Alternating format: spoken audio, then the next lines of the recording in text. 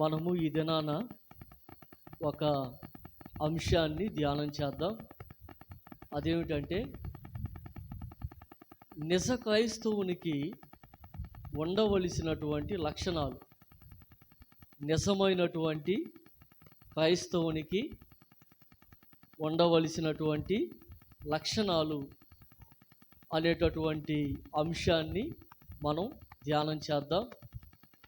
మరి మనము ఈ యొక్క అంశాన్ని ధ్యానం చేయటానికి ముందు మనం గనక చూసినట్లయితే, మనము దేవుని యొక్క వాక్య భాగములో నుండి ఒకవేళ రోమిలికి రాసినటువంటి పత్రికను గనక మనము ధ్యానం చేస్తే, రోమిలికి రాసినటువంటి పత్రిక యొక్క సారాంశం ఏమిటి అంటే, నీతిమంతులుగా తీర్చబడుట, విశ్వాసము ద్వారా నీతిమంతులుగా తీర్చబడుట అనేది రోమిలికి రాసినటువంటి పత్రిక యొక్క సారాంశం. అదేవిధంగా ఎఫెసీయులకు రాసినటువంటి పత్రిక మనం ధ్యానం చేసినట్లయితే, ఎఫెసీయులకు రాసినటువంటి పత్రికలో పరలోక సంబంధమైనటువంటి ఆశీర్వాదాలను గురించినటువంటి విషయాలు చూస్తాం. పరలోక సంబంధమైన ఆశీర్వాదాలు అంటే ఎఫెసీయులకు రాసిన పత్రికలో, రోమిలికి రాసిన పత్రికలో చాలా చాలా విషయాలు ఉన్నాయి, చాలా అంశాలు ఉన్నాయి, చాలా ప్రాముఖ్యమైనటువంటి అంశాలు ఉన్నాయి. అయితే ఈ ప్రాముఖ్యమైనటువంటి అంశాలలో ఒక ప్రాముఖ్యమైనటువంటి అంశం ఏమిటి అంటే, పరలోక సంబంధమైన ఆశీర్వాదములు అనేది ఎఫెసీయులకు రాసిన పత్రికలో మనము చూస్తాం. ఇక మూడవది, ఫిలిప్పీలకు రాసినటువంటి పత్రిక మనము చూసినట్లయితే, ఫిలిప్పీలకు రాసినటువంటి పత్రిక యొక్క సారాంశం ఏమిటి అంటే, శ్రమల మధ్యలో సంతోషము. శ్రమల మధ్యలో ఎలాగ సంతోషించాలి అనేటటువంటి అంశము అక్కడ మనకి కనపడుతుంది. ఇట్లాగా మరి కొత్త నిబంధనలో ఒక్కొక్క పుస్తకములో అనేకమైనటువంటి ప్రాముఖ్యమైనటువంటి అంశాలు మనకి కనపడతాయి. అయితే యాకోబు పత్రిక కనుక చూసామనుకోండి, యాకోబు పత్రికను మనము చూసినప్పుడు, యాకోబు పత్రికలో మనకేం కనపడిద్దంటే, నిజమైనటువంటి విశ్వాసము, నిజమైనటువంటి క్రైస్తవ్యము, నిజమైనటువంటి క్రైస్తవ్యము మనకు కనపడింది. నిజమైన ట్రూ క్రిస్టియానిటీ యాకోబు పత్రికలో మనకి కనపడింది. కాబట్టి యాకోబు పత్రికలో నుండి ఈ దినాన సమయాన్ని బట్టి నేను కొన్ని విషయాలను చెప్తాను. మరి సమయము చాలకపోతే మిగిలిన విషయాలని వచ్చే వారము నేను మీకు చెప్తాను. ప్రాముఖ్యంగా మనము గమనించినట్లయితే, యాకోబు పత్రికలో ఒక నిజమైనటువంటి క్రైస్తవునికి ఉండేటటువంటి లక్షణాలు మనకు కనపడతాయి. మొట్టమొదటగా మనము చూసినట్లయితే, యాకోబు పత్రికలో మనము చూద్దాం. మొదటి అధ్యాయము 13వ వచనము నుండి 16వ వచనం దాకా చదువు. ఒక్క నిమిషం నేను తీస్తాను.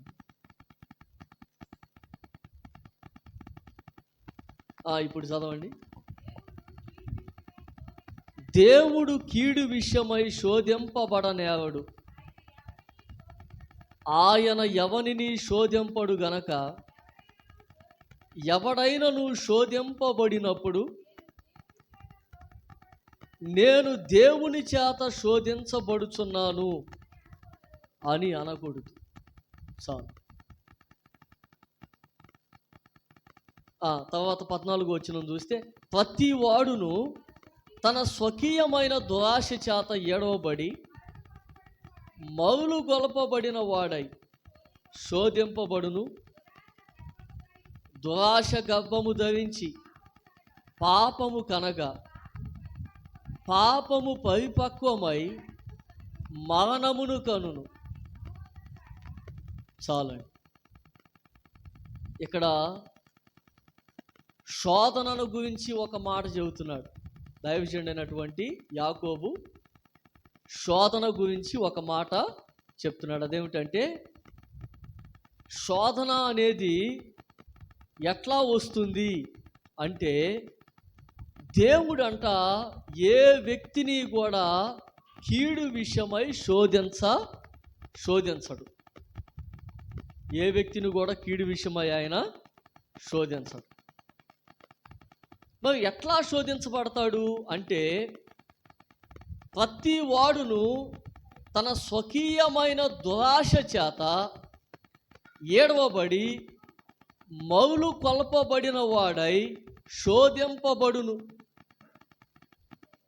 అంటే ప్రతి వానిలో కూడా దురాశ అనేది ఉంది. అంటే పుట్టినటువంటి ప్రతి మనిషిలో దురాశ అనేది ఉంది. ఆ దురాశ చేత మౌల కొల్పబడిన వాడై శోధింపబడతాడు. యాకోబు పత్రికలో నుండి మనము చూసేటటువంటి మొట్టమొదటి విషయం ఏమిటంటే, ఒక నిజమైనటువంటి క్రైస్తవుడు ఏం చేస్తాడంటే, శోధనను జయిస్తాడు. శోధనను ఎదిరిస్తాడు, లేదంటే శోధనను జయిస్తాడు. నిజమైనటువంటి క్రైస్తవుడు ఏం చేస్తాడు? శోధనను జయిస్తాడు, లేదంటే శోధనను ఎదిరిస్తాడు. ఎట్లా అసలు శోధన అనేది ఎట్లా కలుగుతుంది అంటే, ఇప్పుడు మనం చదువుకున్నాం వచనాల్లో. యాకోబు పత్రిక 1వ అధ్యాయము 13వ వచనం నుంచి 16 దాకా మనం చూసాం.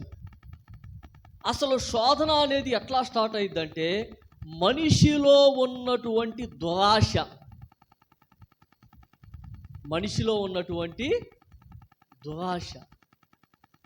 ఆ దురాశ ఏం చేస్తుందంటే, దురాశ వలన మనిషి శోధించబడతాడు.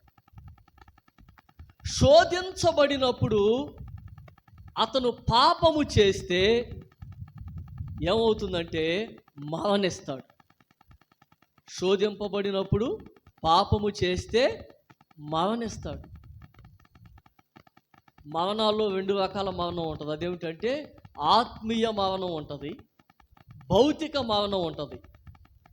ఒక వ్యక్తి పాపములో పడినప్పుడు మొట్టమొదటిగా ఆత్మీయంగా మరణిస్తాడు, ఆత్మీయంగా చచ్చిపోతాడు. అలాగనే పాపములో కొనసాగితే కొన్నిసార్లు భౌతికంగా కూడా చనిపోతాడు.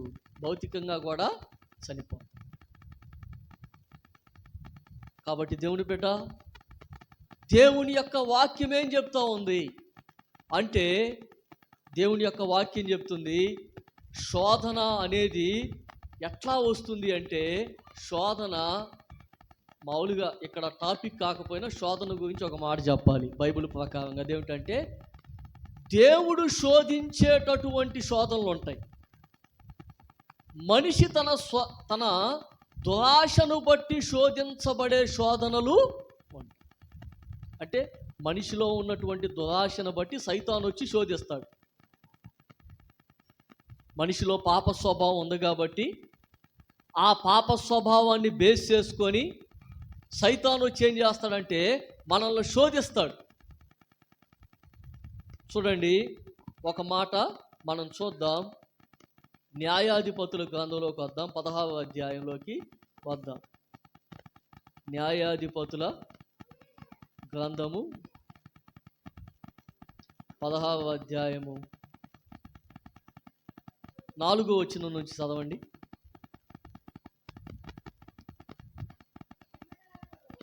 పిమ్మట అతడు షోవేకు లోయలోనున్న దెలీలా అను స్త్రీని మోహింపగా. ఒక నిమిషం ఇక్కడ ఆగితే, ఇక్కడ మనం ఒక విషయాన్ని చూస్తున్నాం. అదేమిటంటే, సంసోను అనేటటువంటి వ్యక్తి దెలీలా అనేటటువంటి ఒక స్త్రీని మోహించాడు. దెలీలా అనేటటువంటి స్త్రీని ఆయన ఏం చేశాడంట? మోహించాడు. అంటే బహుశా ఆమె చాలా అందంగా ఉందేమో. చూడండి, స్వతహాగా యవనస్తులైనటువంటి మగపిల్లలు కానీ ఆడపిల్లలు కానీ వివాహ వయసు వచ్చినప్పుడు వాళ్ళు ఎట్లా చూస్తామంటే, ఒక అబ్బాయిని కానీ ఒక అమ్మాయిని కానీ అందంగా ఉన్నాడా లేడా, ఆ అమ్మాయి అందంగా ఉందా లేదా అని చూస్తారు. కానీ అందం వెనకాల ఉన్నటువంటి మందం గమనించాలి. అందం వెనకాల మందం ఉంటుంది. ఆ మందం చాలా ప్రమాదకరం. కాబట్టి మనిషి యొక్క పై రూపాన్ని బట్టి మేము మోసపోవద్దండి. అందం వెనకాల మందమే కాదు, దుర్గంధం కూడా ఉండొచ్చు. దుర్గంధం అంటే దుర్వాసన. సంసోను దెలీలా అనేటటువంటి స్త్రీని చూసి అతను ఆమెను మోహించాడు. ఆమె ఏం చేసిందో తెలుసా? 5వ వచనంలో చదవండి. ఫిలిస్తీన్ల సర్దారులు ఆమె యొద్దకు వచ్చి ఆమెతో, నీవు అతన్ని లాలన చేసి అతని గొప్ప బలము దేనిలోనున్నదో, మేము ఎలాగూ అతన్ని గెలవచ్చునో తెలుసుకొనుము. మేము అతన్ని బంధించి అతని గర్వము అనుపుదుము. అప్పుడు మాలో ప్రతివాడును 1000 వెండి నాణెములను నీకిచ్చదమని. చూడండి, ఫిలిస్తీయ దేశానికి 5 పట్టణాలండి. ఫిలిస్తీయ దేశానికి మొత్తం 5 పట్టణాలు. ఈ 5 పట్టణాలకి 5 రాజులు ఉంటారు. 5 పట్టణాలకు 5 రాజులు ఉంటారు. సర్దారులు అంటారు వాళ్ళని. ఈ సర్దారులు 5 సర్దారులు దెలీలా దగ్గరకు వచ్చి ఏం చెప్పారంటే, అతని యొక్క గొప్ప బలము ఎందులో ఉన్నదో తెలుసుకో, మేము ఒక్కొక్కలము 1000 వెండి నాణ్యాలు. 1000 వెండి నాణ్యాలు అంటే ఎంత? 1100 వెండి నాణ్యాలు. 1100 వెండి నాణ్యాలు. 5 11 ఎంత? 55. అంటే 5500 వెండి నాణ్యాలు ఇస్తామన్న వాళ్ళు. 5500 వెండి నాణ్యాలు. పిల్లవా, అంటే ఎంత ధనమో చూడండి. సంసోనికి వాళ్ళు కట్టినటువంటి ధనం ఎంత ధనమో మనం ఆలోచించేయాలి. కాబట్టి ఈమె ఏం చేసిందంటే, ధనానికి ఆశపడి సంసోన్ని ఫిలిస్తీన్ల యొక్క సర్దారులకు అప్పగించడానికి ఆమె ఒప్పుకుంది. ఆమె ఫిలిస్తీన్ల సర్దారులకు అప్పగించడానికి సంసోనికి ఏం కావాలంటే ఆమె యొక్క అందం కావాలి. దెలీలాకి ఏం కావాలంటే డబ్బు కావాలి. సంసోను యొక్క బలము రహస్యాన్ని తెలుసుకొని సంసోన్ని సామాన్యమైన మనిషి వలె చేసి ఫిలిస్తీన్లకు అప్పగించింది. ఫిలిస్తీన్లు ఏం చేశారో తెలుసా? అతన్ని పట్టుకోవటంతోనే అతని యొక్క 2 కనులను పొడిచివేశారు. అతన్ని గుడ్డివాణ్ణి చేశారు. దాగోను గుడిలోనికి తీసుకొని వెళ్ళి అతన్ని హేళన చేశారు. దాగోను గుడిలో సంసోను పశ్చాత్తాపడి ప్రార్థన చేయగా దేవుని యొక్క శక్తి అతని మీదకి వస్తే సంసోను అతనితో కూడా ఉన్నటువంటి ఫిలిస్తీన్లు అందరూ దాగోను గుడిలో పడిపోయి చచ్చిపోయారు. దేవుని బిడ్డ, సంసోను గనక శోధన జయించినట్లయితే నీకు సినిమా చూడాలి అనే శోధన వస్తుంది. లేకపోతే ధనానికి సంబంధించిన శోధన వస్తుంది. ఎలక్షన్స్ వస్తున్నాయి కదా, ఎలక్షన్స్ వస్తున్నాయి కాబట్టి కలెక్షన్ శోధన వస్తుంది. ఎలక్షన్స్లో నేను ఎప్పుడు చెప్తాను కదా, మళ్ళా చెప్తున్నా, మనము దేవుని పిల్లలంగా మీకు ఏ పార్టీ మీద అభిమానం ఉంటే ఆ నాయకుడకు మీరు ఓటు వేయండి. మీకు ఏ పార్టీ మీద ఇష్టం ఉంటే, అభిమానం ఉండిద్దో ఆ పార్టీకి మీరు ఓటు. కానీ ఏ పార్టీ వద్ద నుంచి కూడా ధనాన్ని తీసుకోవద్దు. మనం ధనము తీసుకుంటున్నామంటే అర్థం ఏమిటంటే లంచమును తీసుకుంటున్నాము. ఓటు వేయటానికి మనం ఏం చేస్తున్నాము? లంచమును తీసుకుంటాం. లంచం తీసుకుంటే ఒకవేళ మంచం పట్టాల్సి వచ్చిద్దేమో. దేవుని స్తోత్రం, హల్లెలూయా. కాబట్టి దేవుని బిడ్డ, నీకిష్టమైన నాయకునికి ఓటేయి. దేవుని ప్రణాళికలో ఉన్నటువంటి నాయకుడు గెలుస్తాడు. దేవుడు ఎవరిని గెలిపించాలనుకుంటే, ఎవరికి ఆయన అప్పగించాలనుకుంటే వాళ్ళు గెలుస్తారు. అయితే నీ యొక్క డివోషన్ అనేది, నీకున్నటువంటి అభిమానము అనేది జెన్యూన్గా ఉండాలి.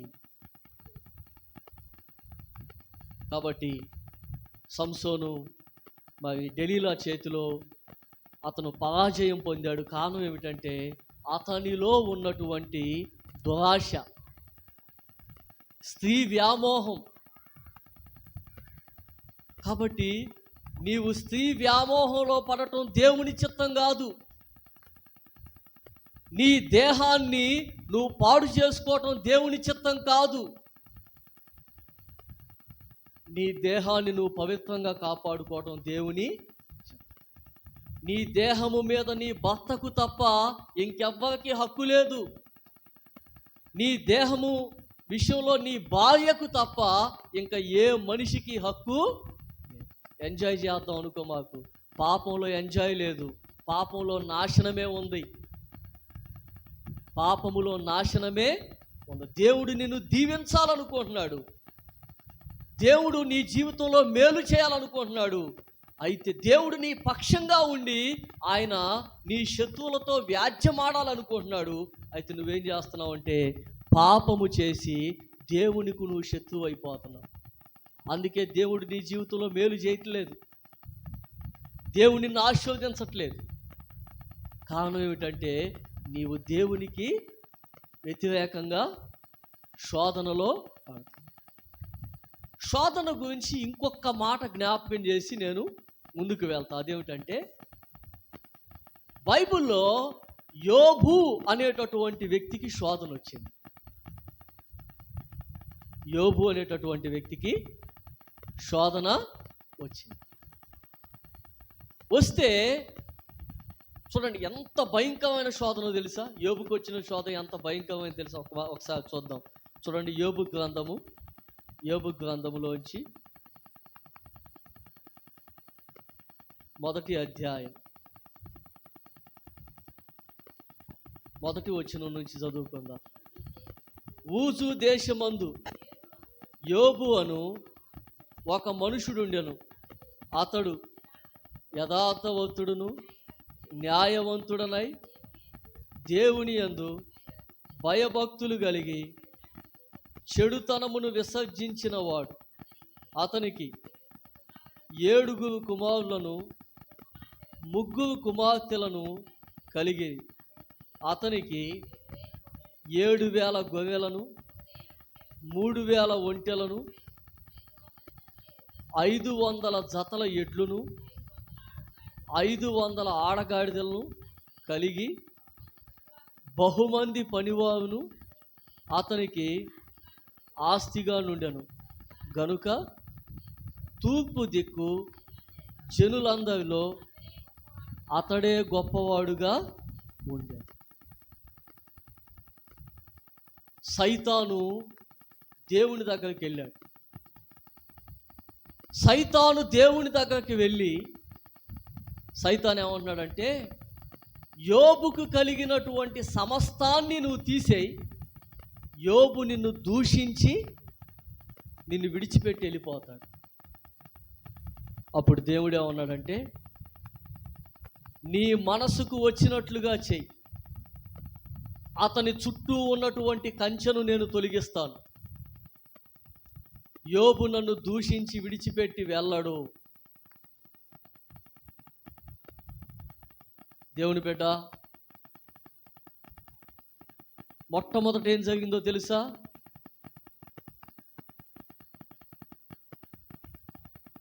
ఒక భయంకరమైన సంఘటన జరిగింది. మొదటి అధ్యాయంలోనే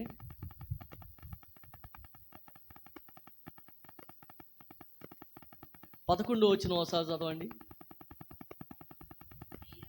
అయినను నీవు ఇప్పుడు నీ చెయ్యి చాపి అతనికి కలిగిన సమస్తమును మొత్తిన ఎడల అతడు నీ ముఖము ఎదుటనే దూషించి నిన్ను విడిచిపోవును అని యెహోవాతో అనగా, యెహోవా ఇదిగో అతనికి కలిగిన సమస్తమును నీ వశమున ఉన్నది, అతనికి మాత్రము ఏ హానియు చేయకూడదని అపవాదికి సెలవీయగా వాడు యెహోవా సన్నిధి నుండి బయలువెళ్ళెను.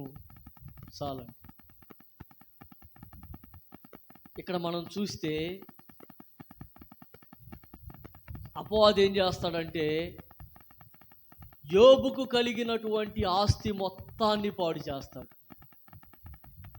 యోబుకు కలిగిన ఆస్తి మొత్తాన్ని కూడా పాడు చేస్తాడు. అంటే దాని అర్థం ఏమిటో తెలుసా?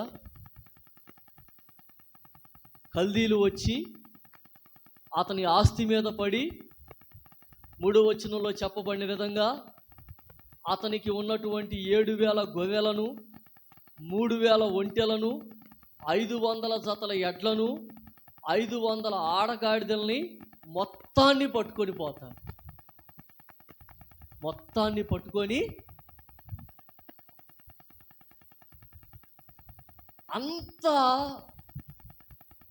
అంత నష్టము జరిగిన యోబు దేవునికి వ్యతిరేకంగా ఒక్క మాట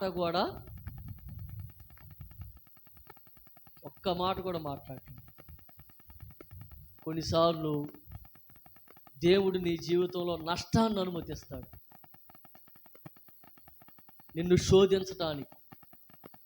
నీవు దేవుని కొరకు నిలబడతావా లేదా అని నిన్ను శోధించటానికి దేవుడు నీ జీవితంలో నష్టాన్ని అనుమతిస్తాడు.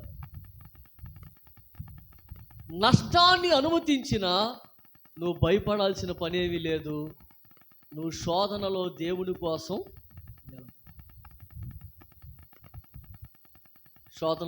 కోసం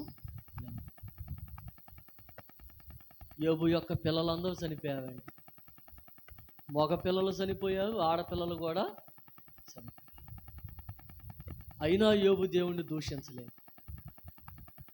తర్వాత సైతాన్ ఏం చేస్తాడంటే యోబు యొక్క దేహాన్ని ముడతాడు. ముడితే నడినెత్తి మొదలుకొని అరికాలు దాకా యోబుకి భయంకరమైనటువంటి వ్యాధి వస్తుంది. అయినా దేవుణ్ణి చూడండి, మనం బలహీనులమయ్యాం అనుకోండి, దేవుణ్ణి నమ్మనటువంటి అన్యజనులు మనల్ని బాగా హింస పెడతారు, టార్చర్ చేస్తారు. ఏదన్నా ఒక చిన్న బలహీనత అంటే దేవుణ్ణి నమ్ముకున్నావు కదా, నీకెందుకు వచ్చింది షుగర్? దేవుణ్ణి నమ్ముకున్నావు కదా, నీకెందుకు వచ్చింది థైరాయిడ్? ఎందుకు వచ్చింది బీపీ? ఎందుకు వచ్చింది? నీకెందుకు వచ్చింది నష్టం అని అనేక మంది అనేకమైనటువంటి మాటలు అంటారు నిన్ను. అయితే దేవుని యొక్క వాక్యం ఏం చెప్తుందంటే, నువ్వు శోధించబడుతున్నావు. దేవుడు నిన్ను శోధించటానికి ఆయన అనుమతించాడు, సైతానుకు అనుమతి.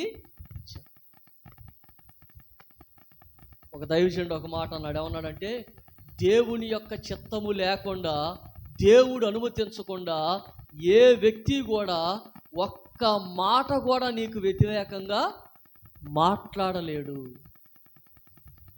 ఒకవేళ ఎవరైనా నిన్ను దూషించి నీ మీద నిందలు వేసి నిన్ను అవమానిస్తున్నావు అనుకో, బాధపడొద్దు. దేవుడు నీ జీవితంలో ఈ శోధన అనుమతించాడు. దేవుడు అనుమతించకుండా ఏది రాదు. నువ్వు శోధించబడుతున్నావు. ఒక మాట చూద్దాం, చూడండి. ఒక మాటని నేను మీకు చూపిస్తాను. హెబ్రీయులకు రాసిన పత్రిక 4వ అధ్యాయం 15వ వచనం. హెబ్రీయులకు రాసిన పత్రిక. మన ప్రధాన యాజకుడు మన బలహీనతల యందు మనతో సహానుభావము లేనివాడు కాడు గాని, సమస్త విషయములలోనూ మనవలే శోధింపబడెను. ఆయన పాపము లేనివాడుగా ఉండెను గనుక మనము కనికరింపబడి సమయోచితమైన సహాయము కొరకు కృప పొందునట్లు ధైర్యముతో ఆయన కృపాసనము నొద్దకు చేరుదుము. చాలు. మనకి కలిగినటువంటి శోధనలన్నిట్లో కూడా దేవుడు ఏం చేస్తాడంటే మనకు సహాయము చేస్తాడు. మనకు సహాయం చేస్తాడు. ఎటువంటి శోధన వచ్చినా ఆ శోధనలో నుండి నువ్వు బయటపడటానికి ఆయన నీకు శోధన.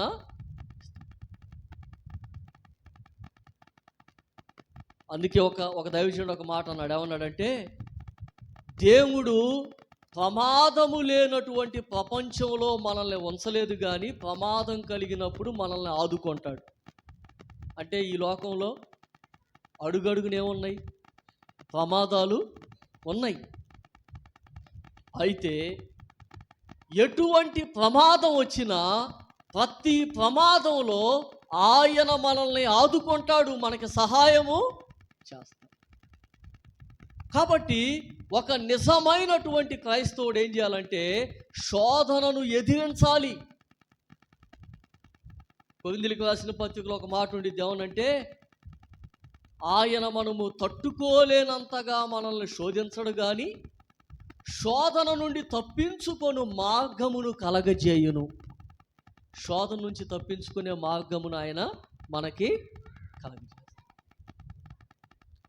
కాబట్టి నిజమైన క్రైస్తవుని యొక్క జీవితంలో ఉండేటటువంటి లక్షణం ఏమిటంటే శోధన ఎదిరిస్తాడు, శోధనని ఎదిరిస్తాడు. ఇక రెండవది ఏమిటంటే నిజమైనటువంటి క్రైస్తవునికి ఉండేటటువంటి నిజమైన క్రైస్తవునికి ఉండేటటువంటి రెండవ లక్షణం ఏమిటి అంటే తన నాలుకను స్వాధీనంలో ఉంచుకుంటాడు. ఏం చేస్తాడు? తన నాలుకని స్వాధీనంలో ఉంచుకుంటాడు. చూడండి, ఒక మాట చూద్దాం. యాకోబు పత్రిక 1వ అధ్యాయము 26వ వచనం. ఎవడైనను నోటికి కళ్ళెము పెట్టుకొనక తన హృదయమును మోసపరుచుకొనుచు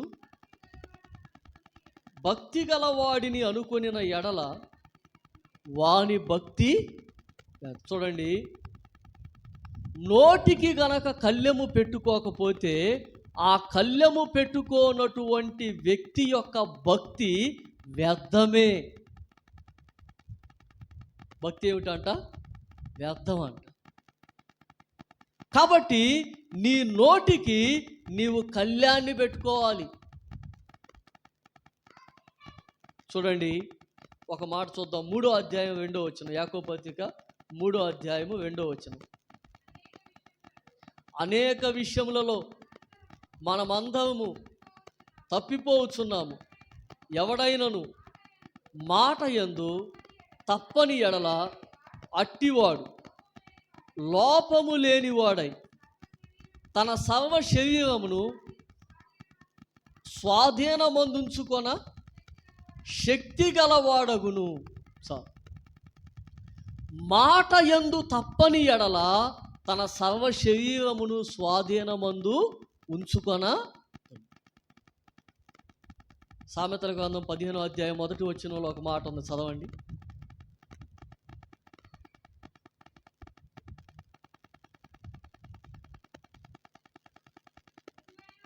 మృదువైన మాట క్రోధమును చల్లార్చును, నొప్పించు మాట కోపమును రేపును.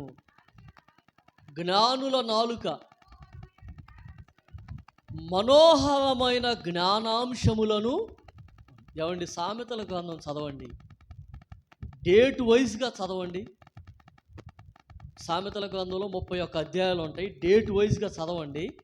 అసలు ఎంత జ్ఞానం వచ్చిద్దో మనకి, ఎన్ని మంచి విషయాలు ఉంటాయో సామెతల గ్రంథంలో. సామెతల గ్రంథం చదవంగానండి మొదక సామెతలు నేర్చుకుంటామండి, లోక సామెతలు.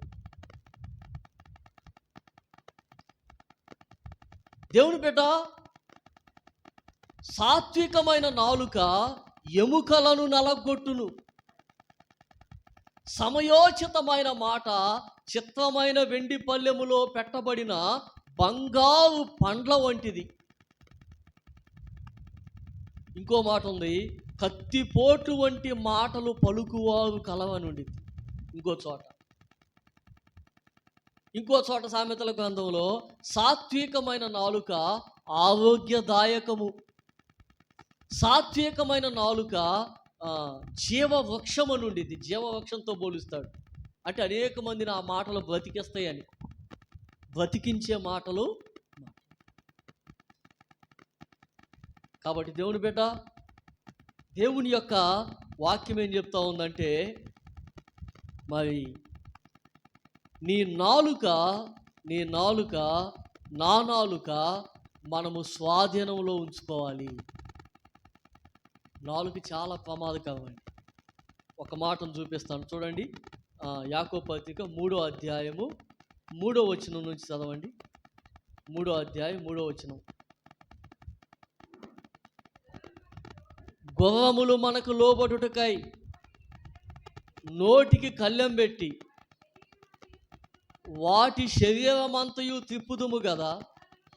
వాడలను చూడండి, అవి ఎంతో గొప్పవై పెనుగాలికి కొట్టుకొని పోబడినను వాడ నడుపు వాని ఉద్దేశము చొప్పున మిక్కిలి చిన్నదగు చుక్కాని చేత త్రిప్పబడును. అలాగుననే నాలుక కూడా చిన్న అవయమైనను బహుగా అదిరిపడును. ఎంత కొంచెము నిప్పు ఎంత విస్తారమైన అడవిని తగలబెట్టును. నాలుక అగ్నియే. నాలుక మన అవయములలో ఉంచబడిన పాప ప్రపంచమై సర్వ శరీరమునకు మాలిన్యము కలగచేయచ్చు. ప్రకృతి చక్రమునకు చిచ్చు పెట్టును. అది నరకము చేత చిచ్చు పెట్టబడును. మృగ పక్షి సర్ప జలచరములలో ప్రతి జాతియు నరజాతి చేత సాధు కాజాలును. ఏ నరుడును నాలుకను సాధు చేయనేవడు.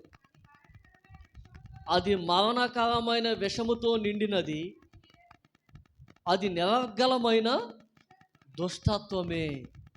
నాలుకని ఎట్లా పోల్చాడో తెలుసండి? నాలుకని మొట్టమొదటిగా గుర్రంతో పోల్చాడు, రెండవదిగా వాడతో పోల్చాడు, మూడోదిగా అగ్నితో పోల్చాడు, నాలుగోదిగా పక్షులు, జంతువులు, చేపలతో పోల్చాడు. కాబట్టి దేవుని బిడ్డ, నాలుక చాలా ప్రమాదకరమైంది. నీవు మాట్లాడే ఒక్క మాట నీ కుటుంబంలో ఒక భయంకరమైన చిచ్చు పెట్టింది. నీ కుటుంబాన్ని పాడు చేస్తుంది నువ్వు మాట్లాడే మాట. అందుకని ఇక్కడ చెప్తా ఉన్నాడు ఏమనంటే, నీ నాలుకను నువ్వు సాధువు. దానికి 3 విషయాలు చెప్తాడు. నాలుకని కంట్రోల్ చేసుకోవటం ఎట్లా? నాలుకని కంట్రోల్ చేసుకోవటం ఎట్లా అంటే 3 విషయాలు చెప్తాడు. ఎట్లా కంట్రోల్ అయిందంటే, కీర్తనల గ్రంథం 39వ కీర్తన 1వ వచనం.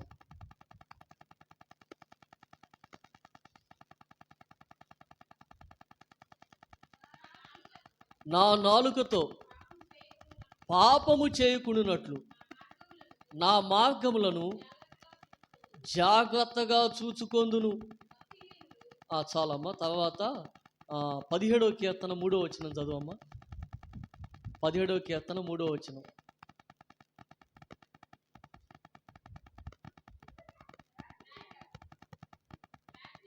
రాత్రివేళ నీవు నన్ను దర్శించి నా హృదయమును పరిశీలించితివి, నన్ను పరిశోధించి నీకు ఏ దురాలోచనయు కానరాలేదు. నోటి మాట చేత నేను అతిక్రమింపను.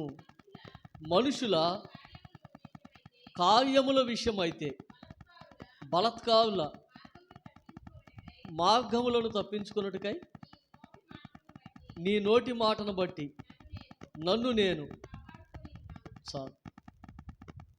ఈ వచనాలను బట్టి నాలుకను మనము సాధువు చేసుకోవాలంటే మనకి మన నాలుకని సాధు చేసుకోవాలి అనే ఉద్దేశం ఉండాలి, పర్పస్ ఉండాలి, అసలు మనకి ఇంటెన్షను ఉండాలి. నా నాలుకను నేను కంట్రోల్ చేసుకోవాలి అనే ఉద్దేశం ఉండాలి మొట్టమొదటిగా. రెండవదిగా నాలుక సాధు అవ్వాలంటే, సాధు చేయబడాలంటే 141వ కీర్తన 2-3 వచనాలు. 141వ కీర్తన 2-3 వచనాలు.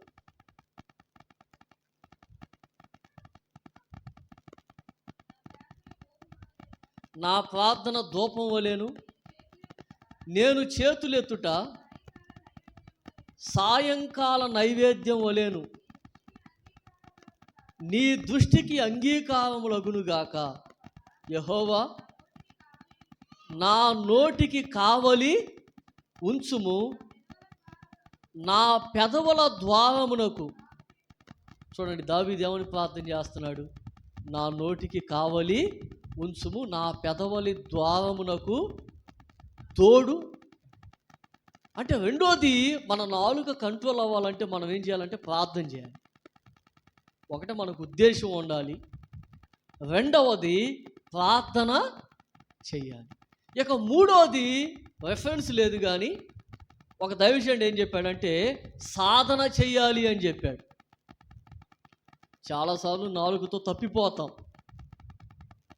తప్పిపోయినప్పటికీ మరలా మరలా మరలా మరలా మనం ఏం చేయాలంటే సాధన చెయ్యాలి.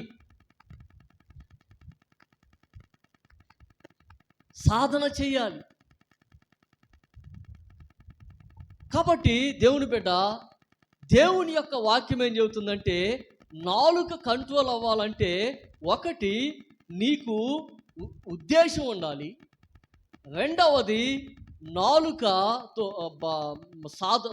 సాధువు అవటానికి ప్రార్థన చేయాలి, మూడవది నాలుక సాధువు చేయబడటానికి ఏం చేయాలి? సాధన, ప్రాక్టీసు.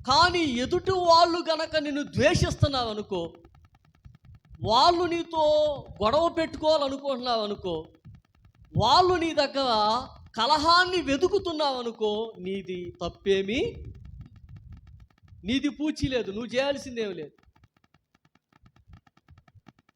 కాబట్టి దేవుని బిడ్డలు, ఒక నిజమైనటువంటి క్రైస్తవుడు ఎట్లా ఉంటాడంటే ప్రతి ఒక్కరితో సమాధానకరంగా ఉండటానికి ఇష్టపడతాడు.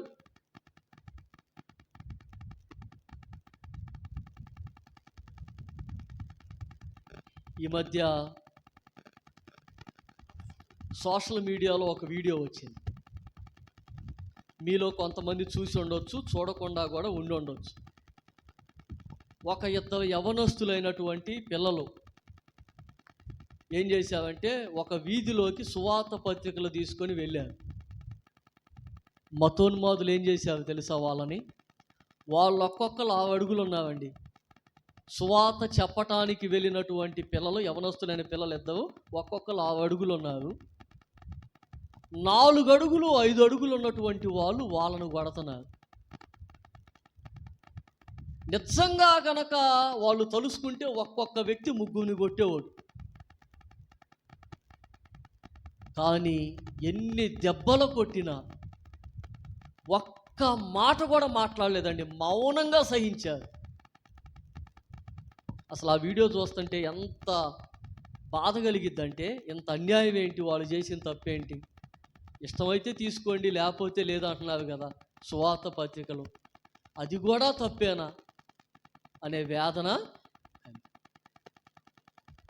మౌనంగా ఆ బాధను దిగమింగుకున్నారండి దెబ్బలు తిని. బండ బూతులు, అవై బొట్టు పెట్టుకోండిరా అని నోటితో వచ్చింపలేనటువంటి బండ బూతులు తిట్టిన ఒక్క మాట కూడా ఎదురు పలకలేదు. మౌనంగా ఆ బాధ సహించి.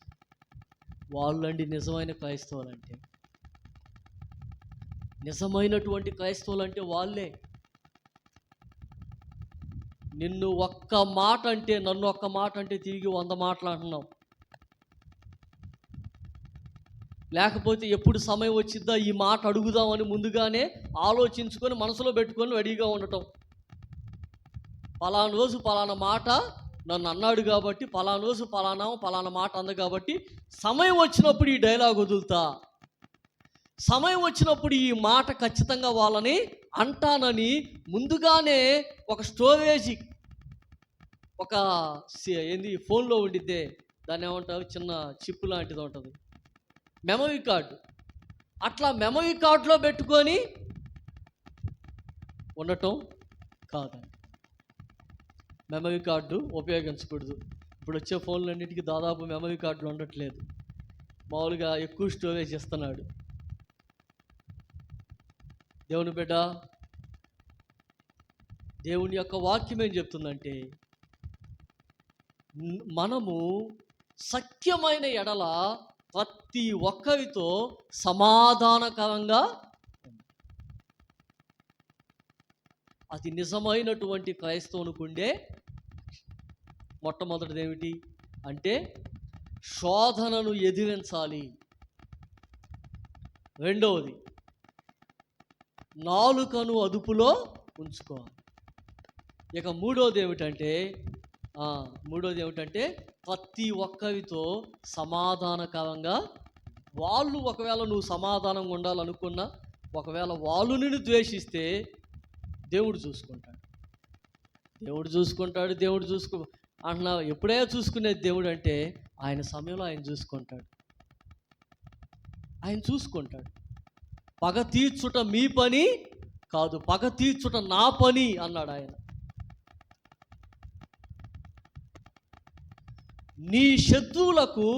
నీ శత్రువు దప్పికొని ఉంటే వానికి దాహమిమ్ము, ఆకలి కొని ఉంటే వానికి ఆహారం పెట్టు, అప్పుడు నిప్పులు వాని మీద నీవు పోసిన వాడివి అవుతావు.